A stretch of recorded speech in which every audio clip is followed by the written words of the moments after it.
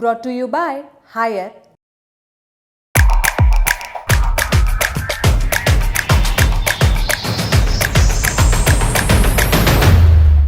Israel के हमले में हिजबुल्लाह के एक और बड़े कमांडर की मौत की खबर है। आईडीएफ के हवाई हमले में हाशिम सफीउद्दीन की मौत हो गई है। आईडीएफ ने अपने ऑफिशियल सोशल मीडिया हैंडल के जरिए इस बात की पुष्टि की है। आईडीएफ ने अपने पोस्ट के जरिए बताया कि सफीउद्दीन को लगभग 3 हफ्ते पहले हवाई हमले के जरिए निशाना बनाया गया था, जिसमें उसकी मौत हो गई। उसे नसरल्लाह के उत्तराधिकारी के तौर पर देखा जा रहा था। आईडीएफ की तरफ से जारी एक्स पोस्ट में लिखा, हिजबुल्लाह कार्यकारी परिषद के प्रमुख हाशिम सफीउद्दीन और हिजबुल्लाह के खुफिया मुख्यालय के कमांडर अली हुसैन हाजिमा को लगभग 3 सप्ताह पहले हवाई हमले के दौरान मार गिराया गया था।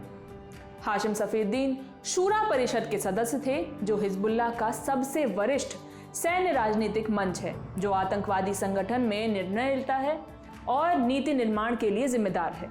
इससे पहले 3 अक्टूबर को न्यूयॉर्क टाइम्स में एक खबर छपी थी, जिसके मुताबिक ये हमला तब हुआ जब सफीउद्दीन लेबनान की राजधानी बेरूत में हिजबुल्लाह के अधिकारियों के साथ मीटिंग कर रहा था। ये मीटिंग एक बंकर में हो रही थी। तभी वहां इजराइल डिफेंस फोर्स की तरफ से हवाई हमले किए गए। हालांकि इसे लेकर ना तो इजराइल डिफेंस फोर्स और ना ही हिजबुल्लाह की तरफ से कोई आधिकारिक बयान जारी किया गया है। अब बात करते हैं, कौन था हाशिम सफीउद्दीन। 1964 में दक्षिणी लेबनान की दीर कानून अल नाहर में जन्मे हाशिम को 1990 के दशक से ही नसरल्लाह के उत्तराधिकारी के रूप में देखा जाता रहा है। तब हाशिम ईरान में पढ़ाई करता था और उसे बेरूत वापस बुलाया गया था।